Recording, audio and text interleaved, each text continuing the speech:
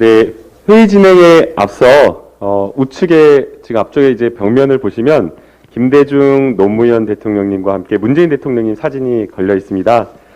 세 분 대통령님의 정신을 민주당이 끊임없이 계승 발전해 오고 있는데요. 이렇게 사진으로 또 가깝게 뵈니까 세 분 대통령께서 민주당과 항상 함께하고 계시다는 것이 실감이 더해지는 것 같습니다.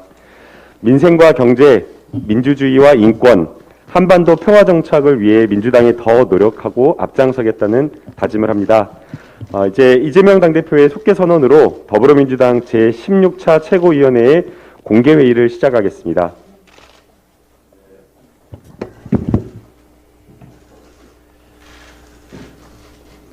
제16차 최고위원회의를 속개하겠습니다. 먼저 이재명 당대표의 모두 발언이 있겠습니다. 네, 우리 최고위원님들이 숫자가 엄청나게 많으셔서 발언을 하면 언제나 막 묻히고 그러죠. 근데 오늘은 서영교 최고위원님이 좀 먼저 하시면 어떨까.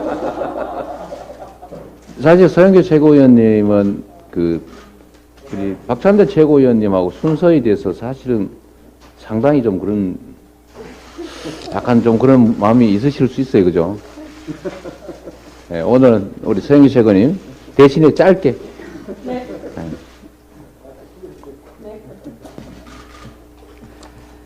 제가 할까요? 네. 네.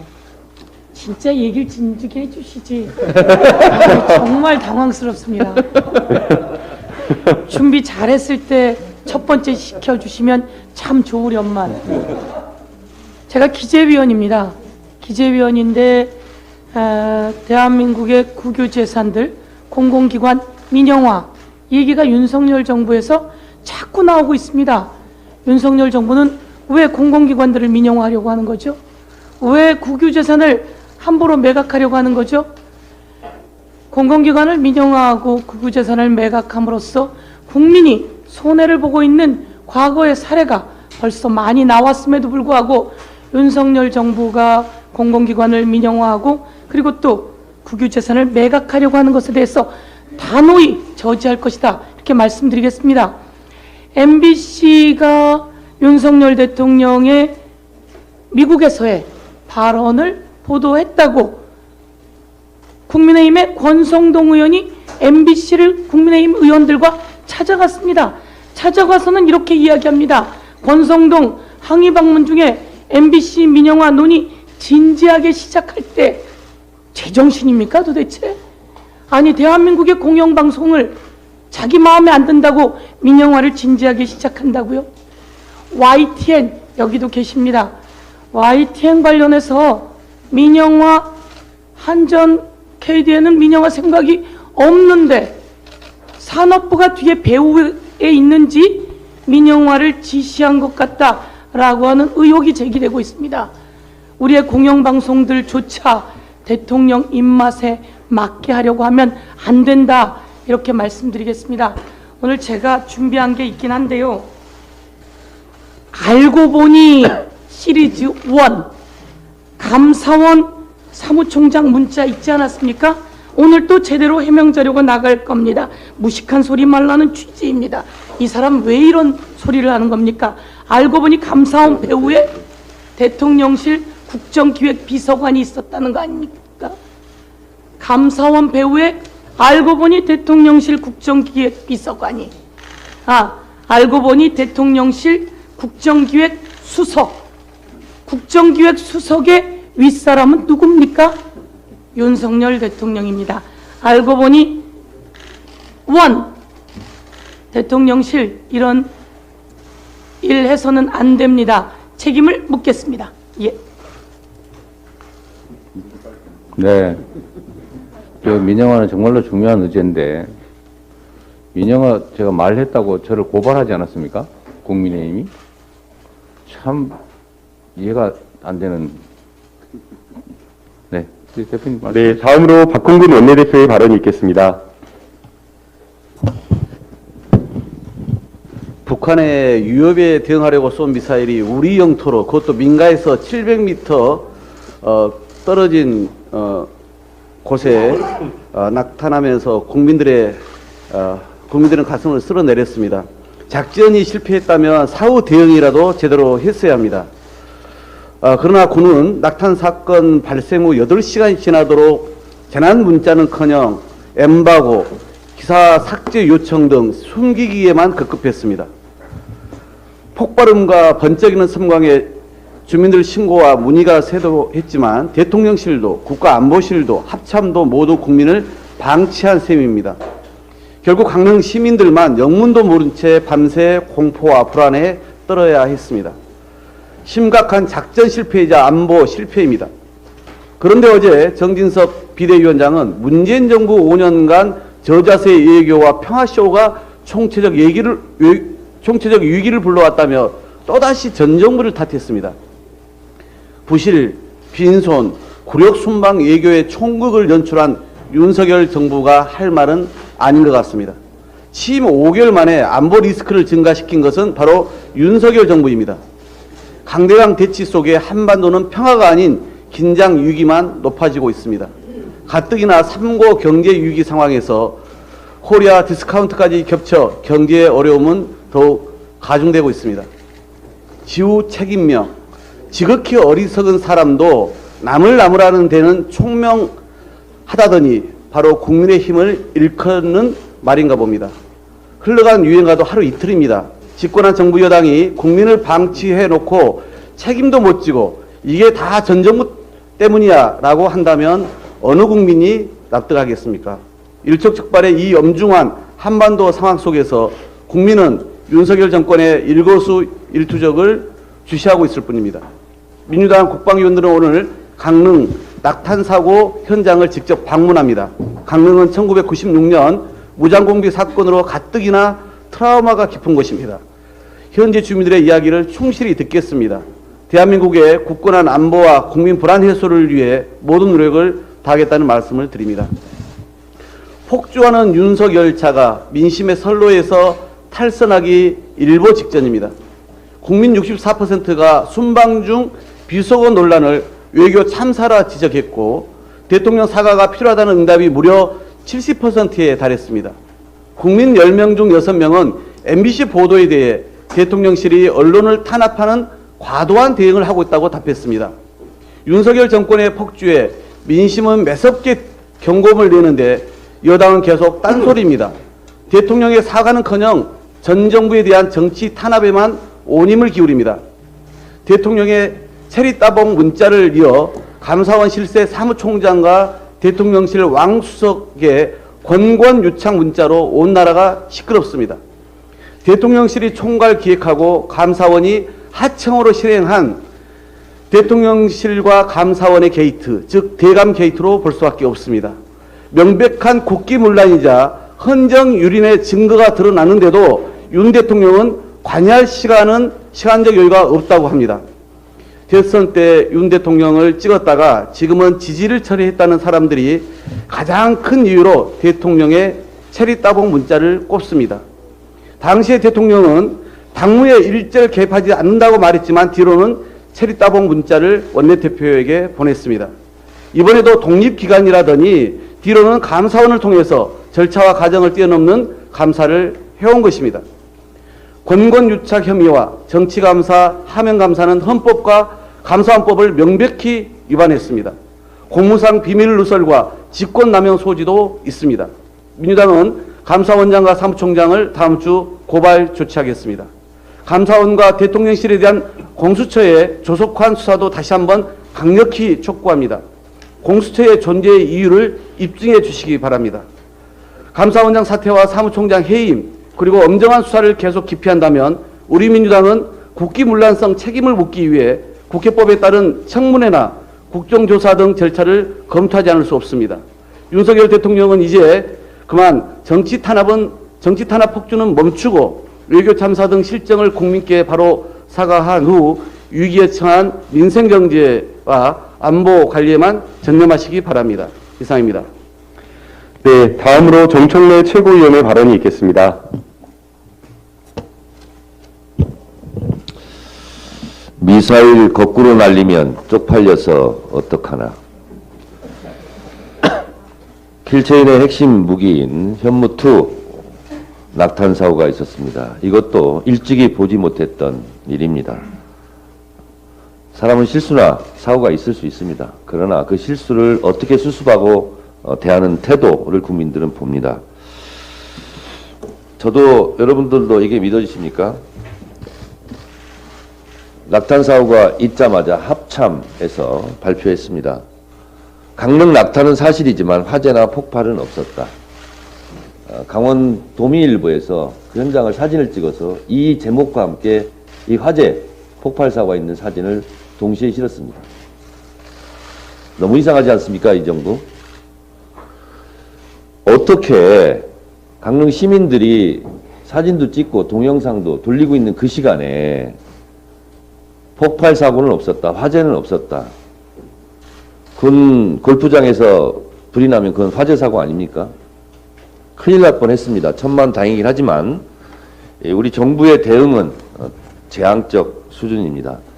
부대 열중시효를 말 못했던 윤석열 대통령, 이 중대한 사고 보고도 5일 새벽에나 받았다는 동아일보 기사를 보았습니다. 부대 열중시효가 아니라 대통령직 열중시효 아니었습니까?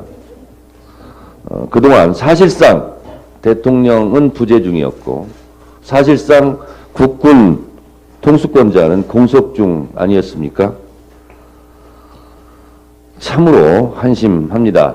북한 미사일 잡으려다 하마터면 우리 국민 잡을 뻔했습니다. 이 부분에 대해서 엄중하게 대통령은 사과하시고 재발방지 대책을 마련하시기 바랍니다. 한 여론조사 기관의 발표가 있었습니다. 대통령의 비속어 논란이 있었던 해외 순방은 외교적 참사였다. 64%. MBC에 대한 대통령실의 대응이 언론 탄압으로 과도한 대응이다. 59%. 따라서 윤석열 대통령의 사과가 필요하다가 70%입니다. 그런데 국민의힘은 욕한 대통령을 비호하면서 그걸 보도한 MBC를 욕하고 있습니다. MBC를 탄압하고 있습니다. 정기 세무조사이라고 항변을 하고 있지만 MBC YTN에 대한 세무조사까지 들어간다고 합니다. 오비락입니까? 치졸한 정치보복, 정치 탄압입니까? 국민 이기는 정권 없습니다. 국민은 영원합니다. 정권은 짧습니다. 부디 국민에게 겸손하시기 바랍니다. 국민에게 예의를 갖춰서 사과하시기 바랍니다. 언제까지 고집 피우고 이럴 겁니까? 순천자는 흥하고 역천자는 망한다고 했습니다. 이상입니다. 네, 다음으로 고민정 최고위원의 발언이 있겠습니다. 네, 헌법상 독립기관인 감사원과 대통령실 최고실세의 내통문자 발각으로 정치감사의 실체가 드러났습니다. 그럼에도 불구하고 대통령실과 대통령 또 국민의힘 의원들은 일상적인 업무라면서 대충 넘어가려 합니다. 그 뻔뻔함의 극치를 봅니다. 감사원의 독립기관으로 둔 것은 현 정권을 감사하라는 의미도 있습니다. 하지만 감사원은 그 본연의 임무를 망각하고 있는 것 같은데요. 첫째, 대통령실 이전 비용 관련 의혹. 둘째, 사적 채용 의혹. 셋째, 민간인 수행원 의혹. 넷째, 홍수등 긴급재난시 컨트롤타워 부재 및 부실 대응에 대한 의혹. 다섯째, 한일 정상회담, 한미 외교무대 욕설 등등 연이은 외교안보 분야 참사 진상규명 관련 의혹. 또 여섯째, 어제 보도가 났죠. 대통령 가족 비리 의혹인데 윤석열 장모인 최 씨의 양평군 일대 아파트 개발하면서 막대한 이익을 챙겼다는 의혹 또한 나왔습니다. 감사원이 실제로 해야 할 일이 무엇인지 명확하게 국민들께서 보고 계시다 말씀드리고요. 또 감사원의 서면 조사를 왜 문재인 대통령은 받지 않느냐, 성역이냐라고 비판하시던데 방금 말씀드렸던 이 6가지의 이유들만 보더라도 진짜 성역은 현재 대통령실로 보여집니다. 그리고 감사원은 현재 감사원법을 위반하고 있는 것으로 보이는데요. 일단 수사 요청을 한다고 했지만 감사원법 제6절에 규정된 감사 결과 처리 종류에 보면 수사 요청은 포함되어 있지 않습니다. 그런데 감사원법 제35조를 보시면 감사원은 감사 결과 범죄 혐의가 있다고 인정할 때 수사기관에 고발하여야 한다라는 조항을 가지고 하지 않았을까 추측을 해보는데요. 하지만 제65조를 보면 고발은 감사위원회의 의결을 거쳐야 한다고 되어 있습니다. 즉 감사위원회의 의결을 거치지 않았습니다. 그럼에도 불구하고 또 했다. 어떤 핑계로도 또 얘기를 할 수 있을 텐데 65조에 보면 다만 하면서 증거인멸 도주의 우려가 있다고 인정될 때 의결을 거치지 않고 수사기관에 수사 요청할 수 있다라고 되어 있습니다. 즉 증거인멸과 도주 우려가 있다는 말입니까? 즉 제가 지금 쭉 불러드렸던 감사원법에 의해서도 감사 결과 처리 종류에 들어가지 않고 감사위원회의 의결을 거치지 않았고 그렇다 하더라도 증거인멸과 도주 우려가 있지 않음에도 불구하고 서면 조사를 요청했던 것 그 자체가 감사원법을 위반한 것으로 보입니다. 네, 이상입니다. 네, 다음으로 박찬대 최고위원의 발언이 있겠습니다. 윤석열 정부의 언론 탄압이 점입 가경입니다. 국세청이 MBC와 YTN 세무조사를 하고 있는 것으로 나타났습니다. 옛말에 오얏나무 아래에서 각근을 고쳐매지 말라고 했습니다. 윤석열 대통령의 욕설 논란에 물타기를 하기 위해서 MBC의 공세를 퍼붓고 있는 와중에 세무조사까지 겹치니 그 의도를 의심할 수밖에 없지 않습니까? 진실의 바다에 용기 있게 먼저 뛰어든 첫 번째 펭귄을 본보기로 언론의 재갈을 물리려는 것이라고 생각됩니다. 거기다가 지분 매각을 통한 민영화까지 겁박을 하고 있습니다. 논리도 없습니다. 민영화의 논리가 언론 탄압으로 가능하겠습니까? 특히 MBC만 콕 집어서 정밀 타격하듯이 괴롭히고 있습니다. 그러나 지금 정부는 MBC와 싸우는 것이 아니라 국민과 싸우고 있다는 점이 분명합니다. 어제 국정감사에서도 밝혔지만 저는 아무리 들어도 날리면 발리면이 아니라 바이든으로 들립니다. 저뿐만 아니라 우리 국민 10명 중 6명 이상은 바이든으로 들었고 윤석열 대통령의 욕설 발언이 외교적 참사라고 생각하며 대통령실이 MBC 보도를 문제 삼는 것은 언론 탄압이라고 생각하는 조사 결과가 분명하게 나왔습니다. 윤석열 대통령은 취임사에서 35번, 8.15 경축사에서 33번, UN 연설에서 21번 자유를 외쳤습니다. 남들이 써준 원고를 아무 생각 없이 그대로 읽은 것이 아니라면 윤석열 대통령만큼은 자유에는 진심인 사람이라고 봐야 할 것입니다. 그런데 왜 언론의 자유는 예외가 되는 것입니까? 행동은 정반대입니다. 윤석열 대통령이 말하는 자유는 도대체 무엇입니까? 언론 탄압의 자유입니까? 아니면 정치 탄압의 자유입니까? 아니면 마음껏 민영화하는 자유입니까? 국민의 삶은 점점 위태로워지는데 국정 운영은 총체적인 난국입니다. 경제위기, 외교위기, 안보위기라는 거대한 파도가 밀려오는데 윤석열 정부는 불통과 무능, 무대책으로 일관하고 있습니다. 가는 곳마다 망신입니다. 버리는 곳마다 참사입니다. 언론을 정밀 타격하고 야당을 융단 폭격하고 거기다 강릉을 선제 타격했습니다. 그리고도 책임을 인정하고 사과를 하기는커녕 궤변으로 일관하고 있습니다. 국민들은 한심하고 암담합니다. 언론과 싸우고 야당과 싸우고 고등학생과 싸우고 시민을 공포에 떨게 하라고 국민께서 권력을 위임해 준 것이 아닙니다. 국정 실패와 외교 참사의 책임을 전 정권 탓, 야당 탓, 언론 탓으로 떠넘긴다고 잘못이 사라지지는 않습니다. 윤석열 대통령과 정부에 다시 한번 엄중하게 경고합니다. 윤석열 대통령이 입버릇처럼 강조하는 자유의 가치를 지키십시오. 언론을 탄압하고 표현의 자유를 억압하는 모든 시도를 중단하십시오. 정치 탄압의 유혹에서 벗어나 민생 경제의 길로 매진하십시오. 나라의 미래와 국민의 삶을 지키기 위한 위기 대응에 총력을 다하십시오. 하루하루 고단하고 위태로운 서민들의 삶을 살피고 지키라고 주권자의 명령을 다시 한번 이행하시기 바랍니다. 국민의 인내심에도 한계가 있다는 점을 명심하기 바랍니다.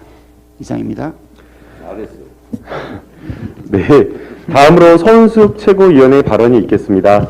네, 2021년 8월 15일 광복절 문재인 정부는 봉오동 전투와 청산리 전투의 영웅인 홍범도 장군의 유해를 머나먼 카자흐스탄에서 모시고 왔습니다.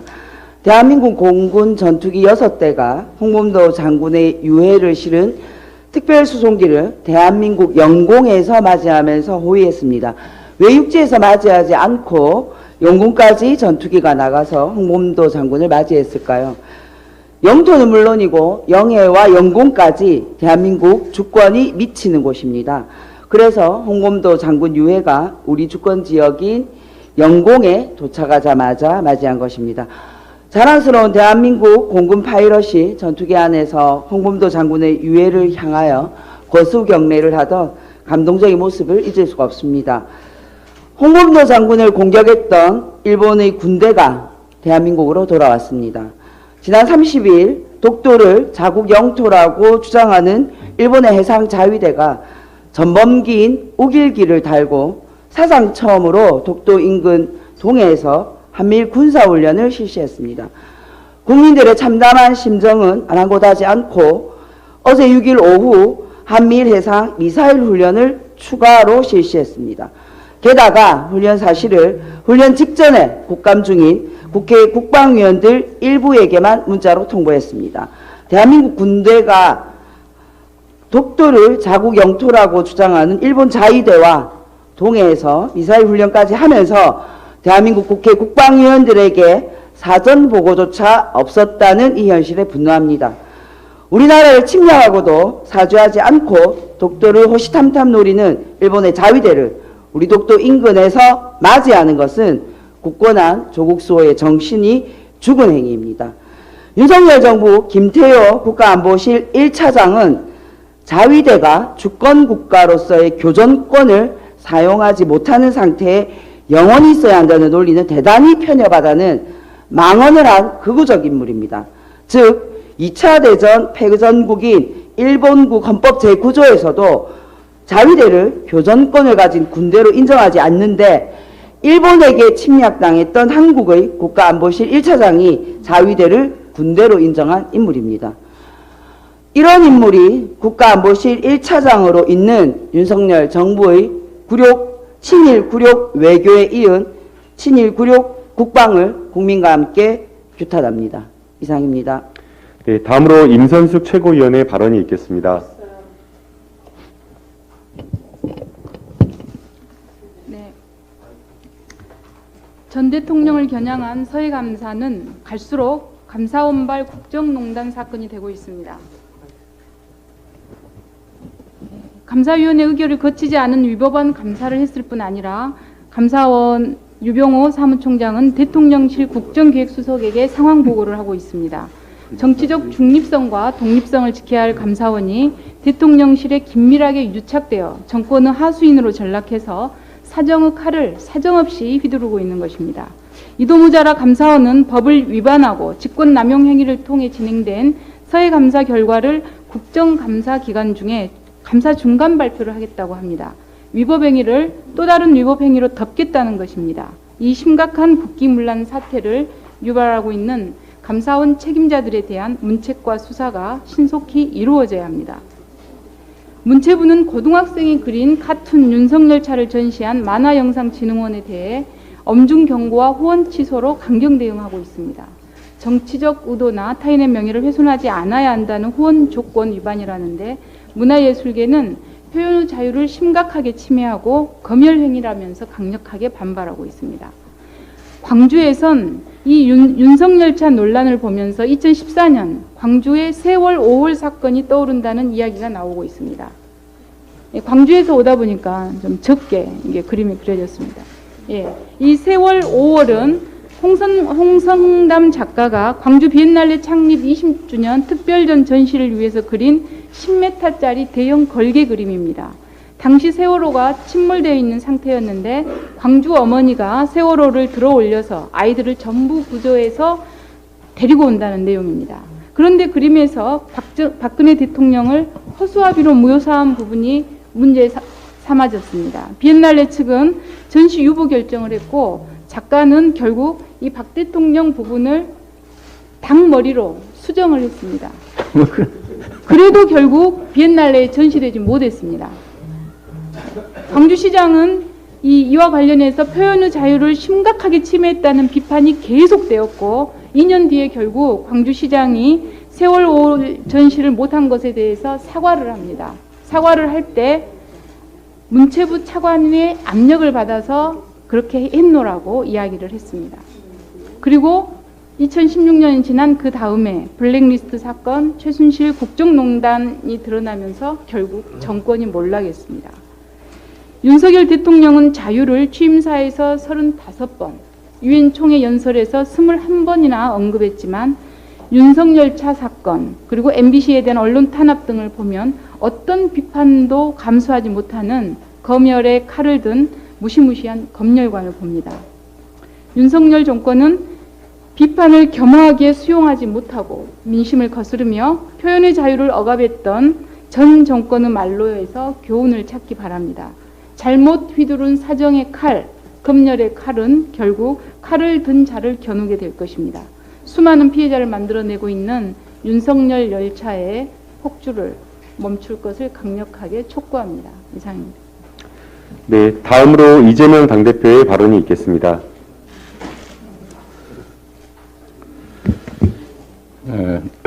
우리 최고위원님들 고생하셨습니다. 지금 국정감사가 계속 중인데 민생을 챙겨야 될 정부 여당이 오히려 정쟁을 격화시키고 있습니다. 야당이 정쟁을 하더라도 여당 입장에서 오히려 민생을 챙겨야 되는데 완전히 반대 현상이 벌어지고 있습니다. 여당이 야당을 공격하고 있습니다.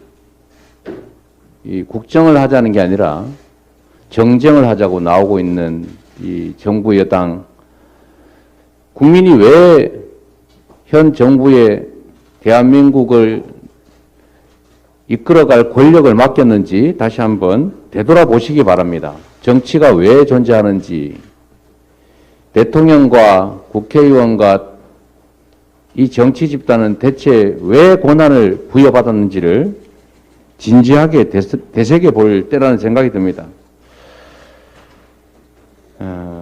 우선 첫 번째로 지금 최근에 정부 측에서 대기업이 부자라는 건 프레임이다, 이런 해괴한 소리를 했다고 합니다. 우리 민주당에서 초부자 감세, 대기업들 중에서도 초대기업, 영업이익이 3천억 이상이 발생하는 이 초대기업에 대한 초부자 감세 안 된다. 또 양도소득, 주식 양도소득세 100억까지 면제 주자. 이게 초부자 감세 아니겠습니까? 집도 3채 이상 가진 사람들에 대한 누진과세 없애자. 그러면 집 500채, 1000채 사가지고 싹쓸이 하라는 얘기입니까?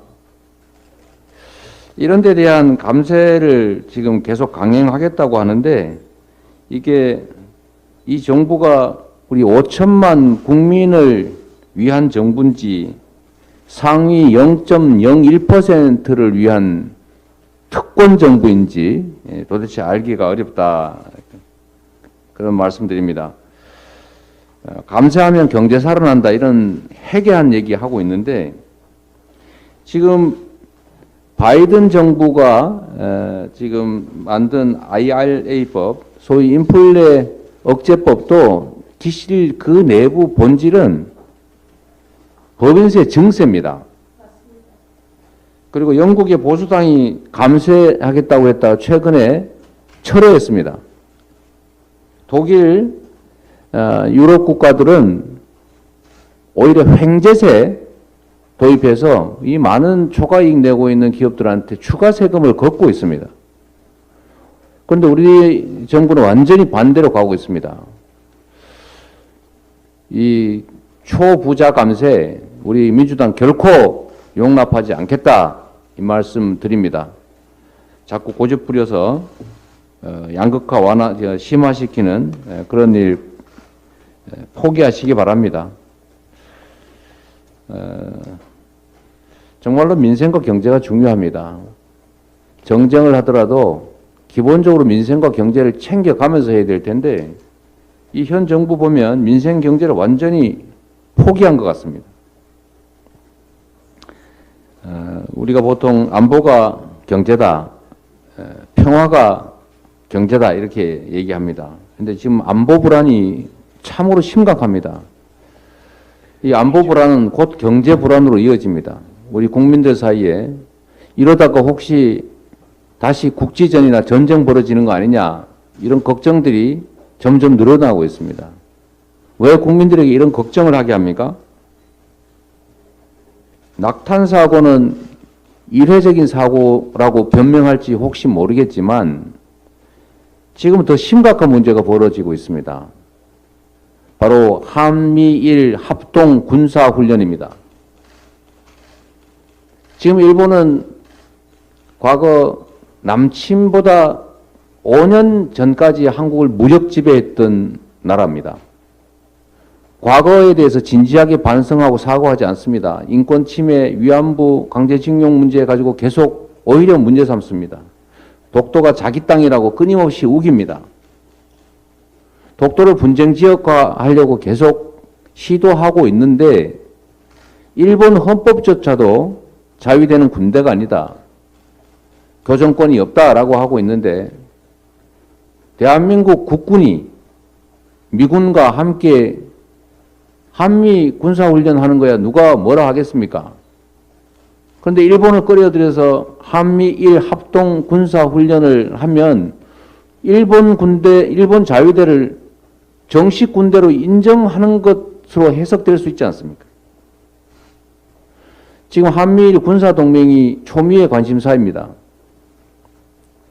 우리 국민들은 한미일 군사동맹 원치 않습니다. 그게 이 한반도 정세에 엄청난 위해를 가할 수 있다고 믿기 때문입니다. 그런데 한미일 합동 군사훈련을 하면 이게 결국은 한미일 군사동맹으로 가는 징검다리가 될 수 있다는 것입니다. 한일 관계가 제대로 정립되지도 않은 상태에서 일본의 자위대를 군대로 공식 인정하는 근거가 될 수 있고 일본의 군사대국화, 보통국가화를 떠받쳐 줄 수 있는 한미일 군사 합동훈련에 대해서 우리 정부가 명백하게 사과하고 다시는 이런 한미일 합동군사훈련을 하지 않겠다는 약속하고 한미일 군사동맹에 대해서도 분명한 입장을 반드시 밝혀야 합니다. 저는 이게 윤석열 현 대통령께서 전에 일본 자위대가 유사시에 한반도에 들어올 수도 있지만 이라고 말했던 것이 현실화되는 게 아닌가 하는 걱정이 됩니다. 이거 외교 참사에 이은 국방 참사입니다. 도대체 각 영역에서 이렇게 국정을 엉망으로 흐트러뜨리고 망가뜨려서 대체 어떻게 하겠다는 것입니까? 지금 이 혼란의 와중에 일본을 한반도로 끌어들이자는 것입니까? 일본군을? 그리고 특히 문제는 이게 독도 인근에서 벌어지고 있다는 것입니다. 전에는 정보훈련을 하더라도 또 필요한 경우에는 최소한 제주도 남쪽에서 했습니다. 그런데 왜 하필 독도 근처에 와서 한미일 군사 합동 훈련을 하는 것입니까? 제가 어제 그 문제를 지적한 직후에 오후에 또 군사 훈련을 대놓고 했습니다. 저는 이게 일본의 이익을 위한 대한민국 국방이 대한민국의 군사 안보를 지키는 것이 아니라 일본의 군사 이익을 지켜주는 행위라고 생각이 됩니다. 그야말로 극단적 친일 행위다. 대일 굴욕 외교에 이은 극단적 친일 국방 아니냐라는 생각을 할 수밖에 없습니다. 정말로 심각합니다. 갈수록 이 한반도에 불안정성이 높아지고 있습니다. 지금 한반도의 7차 핵실험이 우려되는 상황에서 계속 강대강 일변도의 대결적인 안보 정책이 시행되고 있습니다. 진정한 국방력은 평화입니다. 평화를 해치는 것이 안보일 수가 없습니다. 어떤 게 한반도의 평화를 지키는 것인지를 진지하게 고민해 봐야 된다는 말씀드립니다. 그 와중에도 제가 좀 몇 가지 챙겨봐야 될 게 있습니다. 지금 감세도 감세지만 지금 농민들 쌀값 문제가 지금 계속 심각한데 전에 우리 민주당이 쌀값 안정을 위해서 자동 격리 제도를 만들자 라고 해서 법안 소위에서 저희가 처리를 했더니 기권하고 나가버린 다음에 이 본 전체 회의에서 통과를 못하게 지금 안건조정회의에 또 회부하는 그런 방해 작전을 국민의힘이 하지 않았습니까? 그리고 전체적으로 전국에다가 쌀값은 국민의힘이 책임지겠습니다. 이런 현수막을 잔뜩 붙여놨어요. 그 쌀값 못 올리게 시장격리, 자동격리 방해한 정당이 현수막은 또 그렇게 붙여놨습니다. 그래서 반드시 이거 처리해야 되는데 지금 전체 안건조정회의는 어떻게 되고 있습니까? 우리 혹시 원내수 대표님? 네, 농림해양수산위원회에서 안건조정위원회의 위원장을 선출해서 윤준병 의원께서 안건조정위원장을 맡게 되었고요. 그래서 구성은 완료되었고 다음 주 수요일 10월 12일 날 본격적인 법안 심사 안건 조정을 위해서 안건조정위원회가 소집되어 있는 상태입니다. 근데 여기에 국민의힘 의원들, 안건조정위원들이 참석해서 논의를 할 것인지 하는 것은 아직 숙제입니다. 최대한 신속하게 계속 국민의힘이 발목 잡기로 나오고 있는데 지금 국민들께서 이걸 지켜보고 계시니까요. 우리가 할 수 있는 최선을 다하고 국민들께 보여드려야 될 것 같습니다. 가능하면 전체 회의, 또 법사위에도 남아있고 넘어야 될 사안이 많지만 이 국민의힘이 국회에서는 발목을 잡아가지고 쌀값 정상화 못하게 해놓고 현수막으로 우리 국민들께는 쌀값은 국민의힘이 책임지겠습니다. 이런 거짓말을 대대적으로 전 국민을 상대로 하고 있는 거 이거 반드시 알려내고 우리 쌀값 안정화 하도록 해야 되겠습니다. 제가 하나만 더 여쭤볼게요. 지금 이자 문제가 좀 심각한데 지금 가계부채가 전 세계에서 가장 높은 상태고 지금 이자율이 8%에 지금 육박하고 있어서 이자율이 1% 올라가면 가계의 이자 부담이 약 20조 원 늘어나는 거 아닙니까? 한 1,900조 원 정도 가계 대출이 있으니까요. 이게 지금 결국 이자를 못 갚게 되면은 뭐 제2금융권 대부업체에 가서 돈 빌려서 이렇게 돌려막기 할 수밖에 없을 거고 그것도 견디기 어려우면 결국 사채 시장으로 가야 되고 사채 시장으로 가면은 이자율이 무슨 수백 퍼센트, 수천 퍼센트 하게 되는데 결국은 죽음의 길로 가는 거 아닙니까? 그래서 이 고리를 끊어야 되는데 그래서 제가 그 제안했던 것, 그 이자 제한법을 어긴 경우에는 이자는 못 받게 또 그게 몇 배가 넘어가면은 원금도 못 받게 그래서 이 정말 장기 팔기를 강요하는 이런 초고금리 불법 사채를 막는 법 만들자고 했잖아요. 그 동시에 저희가 이제 서민금융을 좀 확대해가지고 좀 저금리로 갈아탈 수 있게 이렇게 해주자고 하는데 혹시 그 진척 과정은 좀 어떠신가요? 대표님 그 불법 사채 무효법 이렇게 네. 이제 이름 붙이고 있고 또 이자 폭리 방지법 이렇게 이름 붙이고 있는데 이거 정무위 소관 법안들입니다. 네, 네. 정무위원회에 발의되었고 전체회에 상정된 후에 금융소위원회에 축조 심사를 위해서 회부된 상태입니다. 그 외에 신속회생 추진법도 있는데 그것은 네. 법사위 소관 법률인데 그건 발의되어서 역시 법안 심사 제1소위원회에 회부되어 있는 상태입니다. 네. 22대 민생 입법 과제가 있습니다만 그 중에서도 최우선적으로 추진해야 될 7대 최우선 민생 입법 과제를 선정하고 있는데 원내는 이 가계부채 대책 3법을 최우선 과제로 인식하고 있고 네. 정무위원회와 법사위원회도 그렇게 인식하고 추진 중입니다. 네. 그리고 말씀 그 하시는 김에 아까 저기 우리 서영교 최고위원님 민영화 지금 민영화 그다음에 자산 매각 반대 저지 대책위원회 그걸 하기로 아까 우리가 지금 비공개 회의에서 결정하지 않았습니까? 그리고 그거 지금 서영교 최고위원님께서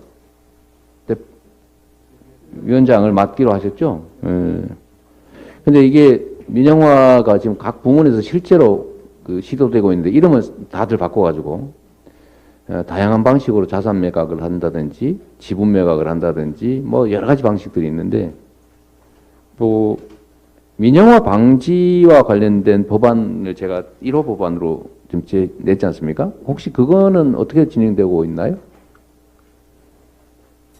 지금 국정감사 추진 중이어가지고 본격적인 법안 심사는 이루어지지 않고 있습니다만 감사가 끝나고 나면 본격적으로 법안 심사 소위원회에서 논의가 될 것입니다. 이게 지금 다른 법률들하고는 달라서 우리 국민의힘의 정책은 아니라고 하긴 한데 우리의 판단으로는 민영화를 추진하잖아요, 그죠? 자산 매각하고 지분 매각하고 어쨌든 시장이 중심이다 이런 생각을 하고 이때까지 계속 민영화를 추진해 왔고 그죠 그 땅이 그래서 그런 측면에서 우리가 그 금지 법안 또는 방지 법안 저지 법안을 내면 동의할 리가 없는 것 같아요 그죠 그래도 우리가 할 수 있는 최대로 해야 되겠죠 네. 네네. 윤석열 대통령이 대통령 후보 시절에 그런 이야기를 합니다. 뭐라고 줄여서, 이야기를 하냐면 네. 공영방송 편향됐다면 민영화가 답 아닌가 생각한다. 이런 내용이 이제 이렇게 보도에 나와 있거든요. 그래서 제가 이제 이런 것처럼 그리고 또 권성동 의원이 MBC 앞에 가서 이제 민영화 논의 진지하게 시작할 때다 이렇게 얘기를 하고요. 그리고 제가 기재회에서 이제 이야기를 하면 국유재산 매각들이 곳곳에서 이루어지고 있는 상황이고요. 네. 공공기관에게 혁신안을 이라 그러면서 내라고 합니다. 그런데 이건 일방적 가이드라인을 매긴 거고요. 말씀하신 그 법으로 국회가 이것을 저지시키기 위해서 법안들이 나와 있고 대표님 법안도 있고요. 이런 법안이 이제 논의되면서 이런 부분들이 진행될 때는 국회의 심의와 승인을 받아라. 이렇게 법안들을 만들어서 가고 네. 있기 때문에 이 법안 통과시키는 작업들을 저희가 해나갈 수 있도록 네. 하겠습니다. 예. 지금 뭐 툭하면 거부권 얘기하고 하던데 그럼에도 불구하고 우리가 할 수 있는 최대로 해나가야 되지 않을까 싶습니다. 그리고 우리 어느 단위가 맡을지 모르겠는데 아까 말씀드렸던 대로 저희가 이 안보의 위기가 오고 있다. 그래서 뭔가 정부는 또 여당은 어떤 태도를 보일지 몰라도 우리로서는 또 책임을 져야 되니까 안보 대책 논의기구를 만들어야 되지 않을까 싶어요. 그건 아까 총장님께서 한번 챙겨보시기로 했나요? 네, 그 관계에서는 지금 한반도 전반의 안보 상황들이 급박하게 돌아갈 수가 있고 하기 때문에 현재 저희 당내에는 외교통일안보 자문회의와 한반도 평화경제특별위원회 그리고 또 국방안보특별위원회 등 여러 기구들이 현재 네. 존재하고 있습니다. 그래서 같이 협의를 해서 조만간에 안보대책회의를 개최할 수 있도록 그렇게 준비하도록 네. 하겠습니다. 이제 체계적으로 이제 한반도 안보 문제를 논의할 대책 논의기구, 대책기구를 최대한 빨리 좀 하고 또 좀 필요하다고 보여지는데 뭔가 이렇게 좀 전문가들이나 이런 역량 있는 분들과 함께 현재 지금 상황이 어떤지 대체 또 앞으로 어떻게 해나가야 될지를 같이 논의를 좀 신속하게 해보면 좋겠습니다. 네. 당내뿐만 아니라 외부 전문가까지 네. 함께 다 망라를 해서 그렇게 추진하도록 자, 하겠습니다. 수고하시고. 그러시죠. 네네. 저희가 이제 그동안 서민금융 가계부채 문제와 관련해서 이제 그 3법을 준비를 하고 있는데 추가적으로 지금 이제 검토를 좀 하고 있는 게 꼭 이건 필요하다 보는데 우리 민주연구원에서 마침 치약 차주 문제의 심각성을 최근에 보고했거든요. 그래서 관련된 이제 법안이 지금 나와 있는 게 개인채권법입니다. 근데 이 개인채권법의 핵심은 우리 의원이 낸 게 있고 정부도 뭐 낸다는 얘기가 있는데 지금 강간무소식이거든요. 그래서 우리가 좀 더 속도를 내려고 하는 것이 이제 뭐 100만 명 이상이 될 거라고 예상되는 이 금리 인상으로 인해서 이 차주의 문제 관련해서 그동안은 대출금의 일부만 연체를 해도 연체한 원금 전체에 대해서 연체이자를 물게 되어 있었습니다. 그래서 이건 되게 불합리하다, 과도하다 해서 대출금 일부를 연체하면 연체한 부분에 대해서만 연체이자를 물리는 이 법이 되게 시급하다. 그래서 이 부분은 되게 많은 우리 국민들에게 필요한 법안이라 생각해서 이 부분에 대해서도 같이 좀 속도를 좀 내리려고 합니다. 네.